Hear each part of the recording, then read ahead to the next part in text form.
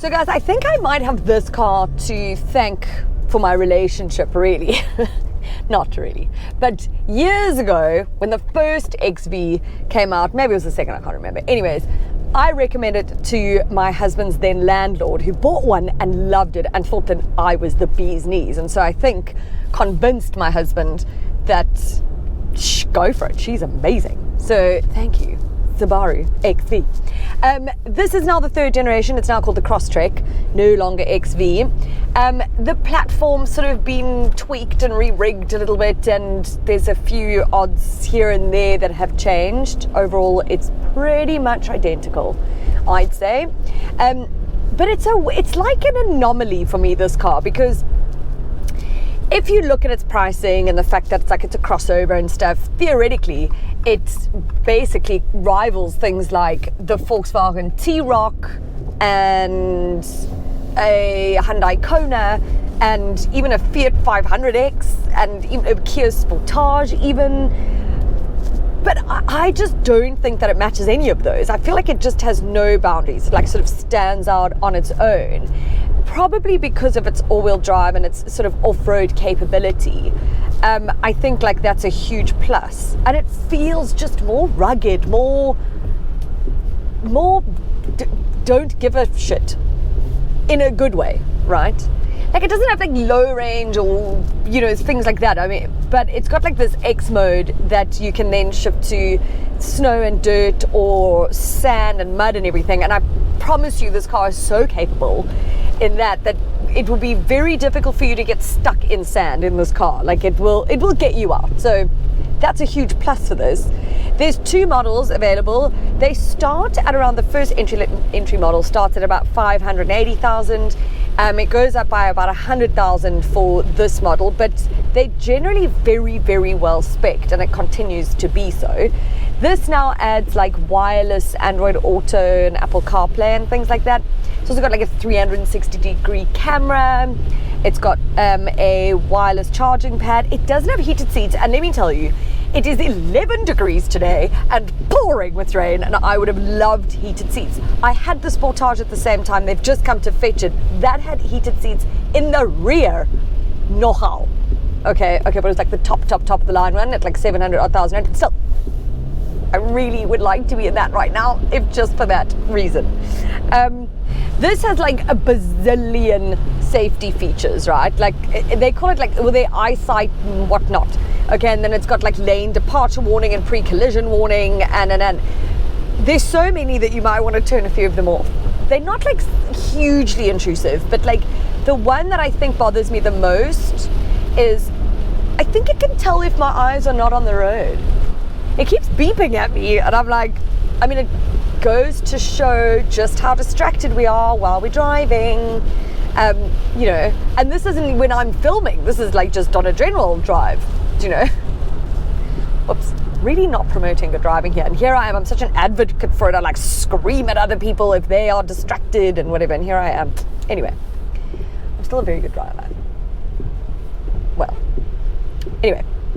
So it's got the same engine. It's that naturally aspirated 2-litre 4-cylinder petrol engine. It's got 115 kilowatts of power and 196 newton meters of torque, and it's mated to a CVT. Oh la la. So look, I think you miss that sort of turbo that its rivals have, and that's a bit of a shame because it does sort of lack a bit of oomph for me.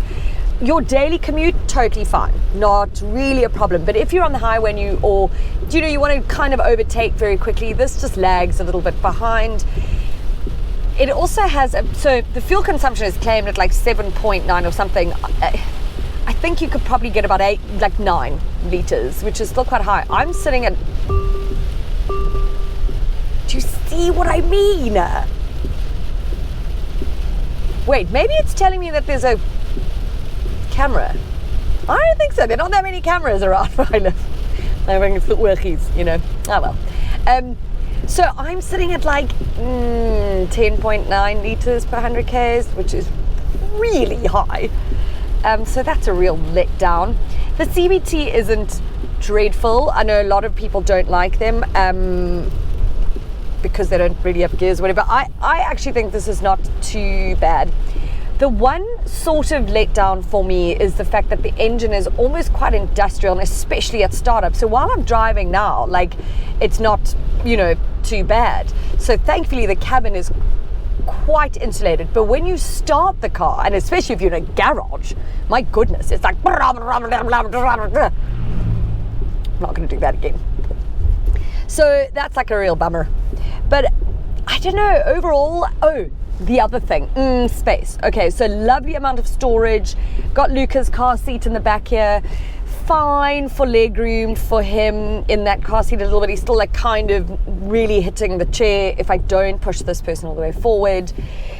But the boot is only like 320 litres or something, and that's really small. And it's small compared to its rivals as well. And in a car like this, for me, which is going to be, or should be for me anyway, is like more sort of family oriented, but adventurous, and I want to be able to throw like bikes and, okay, obviously not huge bicycles, but toddler bikes, and I think that this is just too small for that, which is just heart-wrenching. Not that it's changed from like the previous whatever. I think where I'm at in my life, so if you're at the same area or whatever, or time, then maybe you'll understand what I mean. If you're like a single person or just a couple, flippin' A, awesome.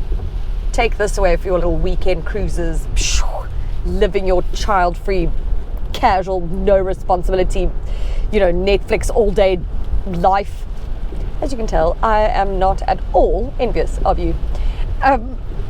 But I think, look, I can't really tell the difference between this and the outgoing XV, if I'm honest. Like, it's not hugely different. But what I love about Subaru, because I am a huge fan, is it offers really great products, and they're sort of an underdog for me, or like they're, maybe not the one you're going to consider, and you should. So I would still recommend this to my husband's ex-landlord, who, it really fit his lifestyle. They're empty nesters. They love going off-road, not hectic off-roading, but they do gravel roads. They go look at the flowers, whatever. They retirees, and he adores his car. In fact, I think he still has it, or he's got a new one. Maybe he's got a Crosstrek now. I will tell him to buy one. That's a pleasure, Subaru.